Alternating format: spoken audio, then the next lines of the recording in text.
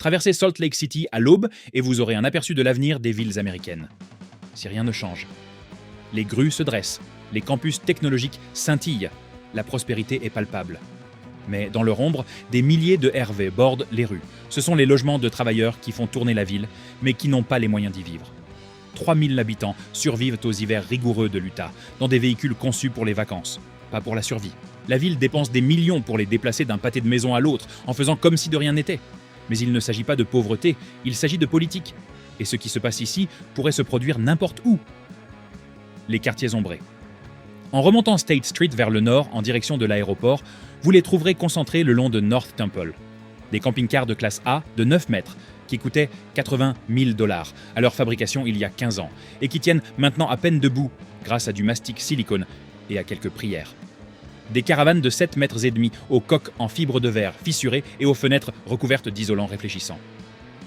Le long des axes commerciaux où les magasins ferment à 18 h et où personne ne remarque les véhicules stationnés la nuit. Dans des quartiers où l'usage du sol est déjà mixte et où les habitants ont cessé d'appeler la police pour chaque véhicule inconnu. Vivre dans un camping-car exige une attention constante au système que la plupart des gens considèrent comme allant de soi. Les réservoirs d'eau potable contiennent environ 150 litres. Au mieux. C'est suffisant pour boire, cuisiner et se laver légèrement pendant environ 5 jours, en étant extrêmement économe. Les réservoirs d'eau grise recueillent les eaux usées de l'évier et de la douche. Les réservoirs d'eau noire contiennent les eaux des toilettes. Ces réservoirs se remplissent et doivent être vidés. Les stations de vidange payantes facturent entre 20 et 35 $ par utilisation. Les campings exigent un forfait de nuitée de 50 à 80 $.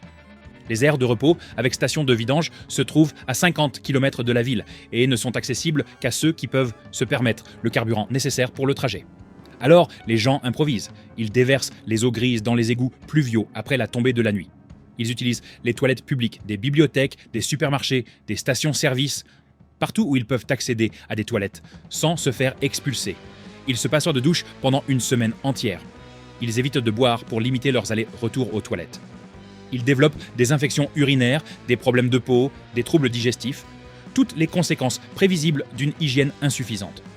Parallèlement, ils essayent d'occuper des emplois à temps plein qui exigent d'eux une apparence propre et présentable. La réponse de Salt Lake City face à cette population a été une répression sans service, une criminalisation sans solution. La ville applique des règlements de stationnement qui interdisent aux véhicules de rester au même endroit plus de 48 heures. Les amendes commencent à 75 $ pour une première infraction. Les frais de remorquage varient entre 900 et 1800 $ selon la taille du véhicule et la distance jusqu'à la fourrière.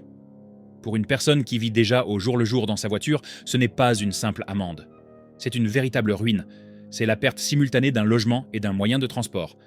C'est tous ces biens enfermés derrière une clôture, inaccessible financièrement. L'an dernier, Salt Lake City a dépensé environ 9 millions de $ pour des opérations de contrôle des campements de sans-abri et des véhicules. 9 millions de $ en opérations de ratissage, contravention, remorquage et procédures judiciaires. Au terme de ces dépenses, pas une seule personne n'a trouvé de logement permanent. Aucune situation ne s'est améliorée. Les véhicules se sont simplement déplacés dans d'autres rues, d'autres quartiers, d'autres parties de la vallée où les forces de l'ordre n'étaient pas encore intervenues. Ce n'est pas une politique, c'est une mascarade coûteuse qui prétend résoudre un problème tout en l'aggravant et en faisant payer des millions aux contribuables pour ce privilège. Mais l'application de la loi n'est que le symptôme visible de défaillances mathématiques plus profondes qui rendent cette crise inévitable. Abonnez-vous dès aujourd'hui pour nous aider à continuer de documenter l'effondrement et les villes qui continuent de choisir le déni plutôt que le changement. L'équation de l'absence. Examinons la situation économique réelle qui fait de la vie en camping-car la seule option viable pour des milliers d'habitants de Salt Lake City. Vous travaillez 40 heures par semaine à 21,40 $ de l'heure. Cela représente un revenu annuel brut de 44 512 $. Un revenu presque de classe moyenne, n'est-ce pas? Un revenu qui devrait assurer une certaine stabilité. Après déduction de l'impôt fédéral sur le revenu, de l'impôt de l'État de l'Utah, de la sécurité sociale et des cotisations à l'assurance maladie, il vous reste environ 34 000 $ par an, soit 2 833 $ par mois. Passons maintenant en revue vos dépenses fixes avec la précision qu'elles méritent. Un appartement de 2 chambres à Salt Lake City coûte en moyenne 2 300 $ par mois. Cela représente 73% de votre revenu net, directement consacré au loyer. Or, les propriétaires exigent une preuve de revenu équivalente à 3 fois le loyer mensuel. ce qui signifie que vous devriez gagner 6 900 $ par mois, soit 82 800 $ par an. Vous gagnez 44 500 $. Il vous manque donc 38 000 $ pour pouvoir louer un appartement moyen dans cette ville. Même si un propriétaire renonçait à cette exigence, même si vous parveniez à convaincre quelqu'un de vous louer un logement, il ne vous resterait que 533 $ pour le mois entier après avoir payé le loyer. Le paiement de votre vieille berline de 10 ans, indispensable pour le travail, coûte 280 $. L'assurance auto, 170 $. L'essence pour vos trajets domicile-travail, 220 $. Votre forfait mobile pour les contacts professionnels et les candidatures, 85 $. Cela fait 755 $. Vous êtes déjà à découvert de 222 $ avant même d'avoir pu acheter un seul repas, des médicaments, des chaussures de travail usées ou de faire face à la moindre dépense imprévue. Le compte est sans limite, loin de là. Vous n'êtes pas irresponsable, vous ne faites pas d'achats superflus. Vous travaillez à temps plein et, tout simplement, vos finances ne rentrent pas dans le budget. Alors, vous essayez différentes solutions. Vous cherchez des appartements moins chers, plus éloignés du centre-ville, mais pour moins de 2000 $, il faut déménager dans des villes à 50 km. Ce qui augmente considérablement vos frais d'essence et votre temps de trajet. Vous cherchez des colocataires, mais la plupart des personnes qui en cherchent exigent quelqu'un qui puisse passer une vérification des antécédents et de solvabilité, qui puisse fournir des références et qui correspondent à un profil démographique précis. Vous cherchez un deuxième emploi, mais les frais de garde d'enfants absorbent la majeure partie des revenus supplémentaires que vous pourriez percevoir. Vous faites une demande d'aide au logement, mais la liste d'attente est de 4 ans et vous avez besoin d'un endroit où dormir ce soir, pas dans 4 ans. Ce qui rend la crise de Salt Lake City particulièrement aiguë, c'est la rapidité avec laquelle l'accessibilité au logement s'est effondrée. Il y a 10 ans, le loyer médian d'un appartement de 2 chambres à Salt Lake City était de 1 200 $. Le salaire médian était de 19,30 $ de l'heure. Le ratio était difficile, mais gérable. Puis, la Silicon Slopes a connu une croissance fulgurante. Les entreprises technologiques se sont développées dans toute la région de Lehi, Draper et South Jordan. Des travailleurs à haut revenu ont afflué dans la vallée. La demande de logement a augmenté de façon exponentielle. La construction n'a pas pu suivre le rythme. Des investisseurs ont racheté des complexes d'appartements et les ont transformés en logements de luxe. Les prix de l'immobilier ont explosé. Les impôts fonciers ont suivi la même tendance. Et les résidents de la classe ouvrière ont été progressivement chassés du territoire. Voilà comment Salt Lake City transforme les travailleurs en personnes, vivant dans leur véhicule. Non pas par manque de moralité ou par mauvais choix, mais par une fatalité mathématique engendrée par des décisions politiques qui ont privilégié la croissance au détriment de l'accessibilité, le développement au détriment de la stabilité et le profit au détriment des personnes. Une fois qu'une personne se retrouve dans un véhicule de loisirs, 4 forces interdépendantes accélèrent sa descente vers la perte totale de son logement. Les 4 accélérateurs. Comprendre comment l'habitation en véhicule récréatif se transforme d'une solution temporaire en un piège permanent exige d'examiner les mécanismes spécifiques qui empêchent de s'en échapper. Il ne s'agit pas de difficultés aléatoires, mais de barrières systémiques qui s'accumulent et se renforcent mutuellement, créant un cycle qu'il devient presque impossible de briser sans intervention extérieure. Le mécanisme de déplacement représente la force initiale qui pousse les gens à quitter leur logement traditionnel pour se réfugier dans leur véhicule. La procédure d'expulsion dans l'Utah est rapide. 2 mois de loyer impayé et votre propriétaire engage une procédure. Vous recevez un préavis. Vous avez 3 semaines pour quitter les lieux. Si vous ne partez pas volontairement, le shérif arrive et vous expulse de force. Tout ce que vous ne pouvez pas emporter finit sur le trottoir. Ce qui n'est pas volé est jeté. Vous vous retrouvez soudainement sans domicile fixe, avec pour seul bien ce qui tient dans votre véhicule. Si vous avez la chance de posséder un camping-car ou si vous parvenez à obtenir un crédit suffisant pour en acheter un, vous avez un endroit où aller, autre que la rue. Mais ce véhicule devient immédiatement à la fois votre seul bien et votre plus grande vulnérabilité. Votre véhicule contient tous vos biens. Le perdre signifie donc tout perdre d'un coup. Un remorquage, une mise en fourrière, une amende impayée qui se transforme en mandat d'arrêt. Et c'est fini. En une seule intervention, vous passez de la vie en voiture à la rue. Cette réalité engendre une anxiété constante qui perturbe tous les aspects de votre vie. Impossible de se concentrer au travail, car vous vous demandez où vous allez vous garer ce soir. Impossible de dormir paisiblement, car vous êtes constamment à l'affût du bruit de la police. Impossible de faire des projets au-delà des 48 prochaines heures, car c'est la durée maximale pendant laquelle vous pouvez rester au même endroit avant de devoir déménager. L'obligation de se déplacer devient le rythme de vie quotidien. La géographie de Salt Lake City rend la situation particulièrement difficile. La vallée, longue et étroite, est bordée de montagnes. Se déplacer du nord au sud implique de slalomer entre des axes congestionnés, avec peu d'alternatives. Trouver des places de stationnement légales, à l'abri des contrôles, signifie DSS, déplacement constant, source de consommation de carburant et de temps. Vous vous garez à West Valley City le lundi. Vous déménagez à South Salt Lake le mercredi. Puis à North Temple le vendredi. Le dimanche, vous cherchez une place près de Sugar House. Chaque déplacement nécessite de tout remballer, d'atteler une remorque si vous en avez une, de conduire jusqu'à votre nouvel emplacement, de tout réinstaller, et de mémoriser les nouveaux horaires de contrôle du stationnement et les jours de nettoyage des rues. Ces déplacements constants rendent le maintien d'un emploi quasi impossible. Impossible d'établir une routine. Impossible d'arriver à l'heure au travail. Car on ne sait jamais combien de temps prendra le trajet depuis l'endroit où l'on a garé sa voiture la veille. Impossible de conserver une apparence professionnelle. Indispensable pour un emploi en contact avec la clientèle, quand on se douche dans les toilettes d'une station-service tous les 2 ou 3 jours. Cette obligation de mobilité ne se contente pas de compliquer la vie, elle sabote activement toute tentative de stabilité. L'impasse administrative crée peut-être l'obstacle le plus insidieux. Dans la vie américaine moderne, tout exige une adresse permanente. Impossible d'immatriculer son véhicule sans justificatif de domicile. Impossible de renouveler son permis de conduire sans immatriculation en cours de validité. Impossible de souscrire une assurance auto sans permis valide. Impossible d'exercer la plupart des emplois sans moyen de transport fiable et assurance. Impossible d'ouvrir un compte bancaire sans pièce d'identité. Impossible d'encaisser des chèques sans compte bancaire. Impossible de recevoir du courrier sans adresse. Impossible de faire une demande de logement sans pouvoir recevoir le suivi de sa demande. C'est un cercle vicieux. Chaque exigence impose une condition que la précédente rendait impossible à obtenir. Certaines personnes utilisent des services de réexpédition de courrier, mais ces services sont payants et de nombreux organismes les refusent car les adresses sont invalides. D'autres utilisent l'adresse d'amis, mais cela suppose d'avoir des amis disposant d'un logement stable et prêts à prendre des risques pour vous. D'autres encore utilisent l'adresse d'un refuge, mais le système d'hébergement de Salt Lake City est saturé et souvent complet. Ce blocage administratif ne se contente pas de ralentir votre progression. Il vous paralyse complètement, vous empêchant d'avancer faute d'accès aux documents de base nécessaires à une vie économique normale.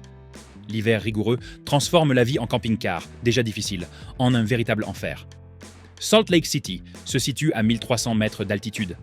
Les températures hivernales descendent régulièrement en dessous de zéro, avec des vagues de froid intenses. Conçus pour le camping d'été sous des climats doux, les camping-cars ne sont pas adaptés à une occupation prolongée en montagne pendant l'hiver. L'isolation est minimale et le chauffage insuffisant.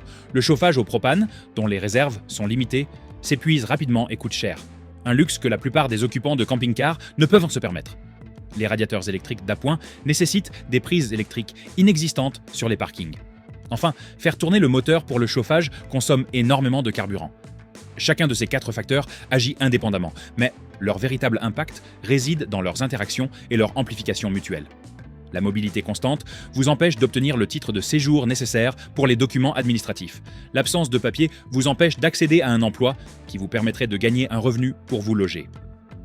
Les conditions hivernales épuisent dans vos ressources financières pour les dépenses de survie, vous empêchant d'épargner.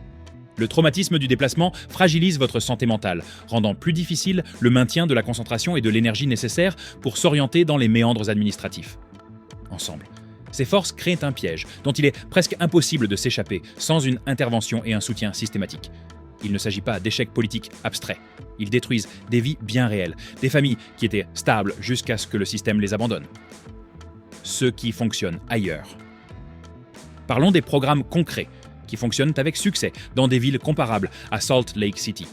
Des programmes dont les données concrètes démontrent qu'ils mettent fin aux problèmes des personnes vivant dans des véhicules de loisirs sans abri, au lieu de simplement le déplacer. Il ne s'agit pas de propositions théoriques, mais de systèmes opérationnels que nous pourrions reproduire dès demain si quelqu'un le souhaitait. Albuquerque fait face à des défis similaires à ceux de Salt Lake City. Situation géographique dans les montagnes de l'Ouest, croissance rapide, crise du logement abordable et nombre important de personnes vivant dans leurs véhicules. En 2019, la ville a inauguré le Westside Emergency Housing Center, qui propose des emplacements dédiés aux véhicules de loisirs, ainsi que des lits d'hébergement d'urgence. Les participants bénéficient d'un stationnement légal, d'un service de sécurité, d'un accès aux sanitaires, douches et toilettes, de branchements électriques et d'un suivi social personnalisé. Le programme évalue des résultats précis. Le délai moyen entre l'inscription et la validation du dossier est de 19 jours. Le délai moyen entre l'inscription et l'obtention d'un emploi ou de prestations sociales est de 41 jours. Le délai moyen entre l'inscription et l'accès à un logement permanent est de 5 mois. 81% des participants trouvent un logement stable dans l'année. Le coût annuel par participant s'élève à environ $5 200. Comparons cela à la politique de répression de Salt Lake City. L'an dernier, la ville a dépensé 9 millions de dollars en opérations de contrôle et en contravention. De quoi prendre en charge 1700 personnes grâce à un programme comme celui d'Albuquerque, avec un excédent pour les frais administratifs. Au lieu de cela, Salt Lake City n'a aidé personne, tout en dépensant des millions pour aggraver leur situation. Boise a mis en place le programme Safe Lot en 2021, spécifiquement destiné aux personnes vivant dans leur véhicule. La ville a identifié 4 parcelles sous-utilisées dans des zones industrielles et les a transformées en parkings aménagés. Chaque parking peut accueillir de 20 à 30 véhicules de loisirs. L'accès est gratuit. Les participants bénéficient de toilettes portables, de points d'eau pour se laver les mains, d'un service de collecte des ordures et de rondes de sécurité. Des travailleurs sociaux se rendent sur place 3 fois par semaine pour les aider dans leur démarche de logement, d'inscription aux aides sociales et d'accès aux services d'emploi. Le programme interdit la consommation de drogue et d'alcool sur le site, exige que les participants quittent les lieux pendant la journée pour se rendre au travail ou à d'autres services et impose le calme après 22 heures. Depuis sa création, le programme a accompagné 374 personnes. 281 d'entre elles ont pu accéder à un logement permanent, soit un taux de réussite de 75%, pour un coût moyen par personne de 4 800 $. Le Nevada a mis en œuvre un modèle différent qui mérite d'être examiné. L'État a collaboré avec plusieurs municipalités pour créer des villages temporaires, agréés sur des terrains publics. Il ne s'agit pas de simples parkings, mais de véritables communautés temporaires, dotées d'infrastructures complètes. Eau courante, électricité, stations de vidange, espaces communs, douches, laveries, cuisine, gestion et sécurité sur place. Ces villages fonctionnent selon des règles claires, concernant le comportement, l'abstinence et la participation à un programme d'accompagnement social. Les résidents peuvent y rester aussi longtemps qu'ils s'engagent activement dans la recherche d'un logement. La durée moyenne de séjour est de 7 mois. Le taux d'accès à un logement permanent atteint 83%. Le coût annuel par personne est d'environ 6 000 $. Portland s'est attaqué de front à la crise de l'assainissement. La ville a reconnu que, sans infrastructure de gestion des déchets, la santé publique se détériore pour tous. Elle a installé des stations de vidange permanentes, RV, à 6 endroits différents. L'utilisation est gratuite. Ces stations sont équipées de points d'eau potable. Les toilettes publiques, situées à proximité des zones de stationnement pour véhicules, ont été modernisées. Leurs horaires d'ouverture ont été étendus et du personnel d'entretien a été renforcé. Le programme a coûté initialement 2 millions de dollars pour l'installation des infrastructures, auxquelles s'ajoutent 800 000 $ par an pour l'entretien et le personnel. Cet investissement a permis de réduire de 67% les plaintes pour dépôts sauvages et de 42% les incidents de santé publique liés à l'assainissement. Chacun de ces programmes est opérationnel dès maintenant. Chacun d'eux démontre que la mise en place d'infrastructures et de services coûte moins cher que la répression, tout en résolvant le problème au lieu de le perpétuer. Salt Lake City pourrait appliquer n'importe lequel de ces modèles immédiatement. La ville possède des terrains adaptés dans les zones industrielles. Des associations locales ont l'expérience de la gestion de programmes d'hébergement et de logement. Le financement pourrait provenir d'une réaffectation des budgets de répression, actuellement inefficaces. Ce qui manque, ce ne sont ni les ressources ni l'expertise, mais la volonté politique. Des solutions existent, mais leur mise en œuvre exige de reconnaître certaines vérités dérangeantes sur ce que Salt Lake City est devenu. La solution de l'Utah. Salt Lake City se trouve à la croisée des chemins. Faut-il continuer à dépenser des millions en répression inefficace ou investir cet argent dans des programmes qui ont fait leurs preuves pour mettre fin au sans-abrisme lié aux véhicules récréatifs? Le choix devrait être évident, mais la mise en œuvre du changement exige de composer avec les réalités politiques et culturelles propres à l'Utah. Commençons par exploiter les ressources existantes. L'Utah dispose d'une solide infrastructure d'organismes à but non lucratif, expérimentés en matière d'aide au logement. La ville entretient des relations avec des organisations confessionnelles, notamment le système d'aide sociale des Saints des Derniers Jours, qui gère des réseaux performants pour venir en aide aux personnes en situation de crise. L'État a démontré sa capacité à agir rapidement sur des projets de logement lorsque les autorités le décident. Ces structures existantes pourraient intégrer dès demain les services destinés aux véhicules récréatifs, sous réserve d'autorisation et de financement. Désigner 3 parcelles industrielles comme zone de stationnement sécurisée. La ville possède des terrains appropriés près de l'aéroport, le long de la route 33 Sud et dans l'ouest de Salt Lake City. Transformer ces parcelles en parking aménagés avec sécurité, sanitaire, accès à l'électricité et un service de gestion des dossiers sur place. Capacité totale de 150 véhicules de loisirs, répartis sur les 3 sites. Coût d'exploitation annuel d'environ 2 millions de dollars, soit moins d'un quart des dépenses actuelles de la ville en matière de contrôle. Mettre en place des équipes mobiles dédiées aux personnes vivant dans leurs véhicules. Des travailleurs sociaux se déplacent jusqu'à leur domicile pour les aider dans leurs démarches administratives, leurs demandes d'aide sociale et leur recherche de logement, sans qu'elles aient à se rendre dans des bureaux centralisés inaccessibles. Collaborer avec le service de santé publique pour proposer des examens médicaux de base et un soutien psychologique. Assurer la continuité de la scolarité des enfants vivant dans leur véhicule en coordination avec les établissements scolaires. Coût annuel, environ 1,2 million de dollars. Modifier les politiques de contrôle du stationnement pour ne plus criminaliser la survie.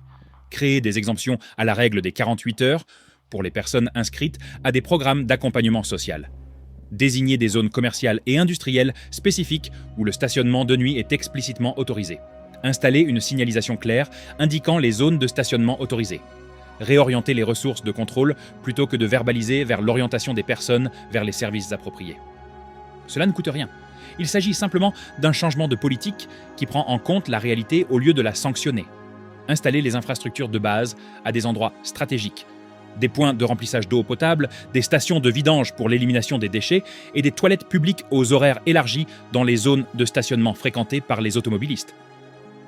Il ne s'agit pas d'un acte de charité, mais d'infrastructures de santé publique qui profiteraient à tous. L'installation initiale coûte environ 1 500 000 $. Les frais annuels d'entretien et de fonctionnement s'élèvent à 400 000 $. C'est une somme négligeable dans le budget de Salt Lake City, et cela transformerait le quotidien de milliers d'habitants tout en réduisant les risques sanitaires pour tous.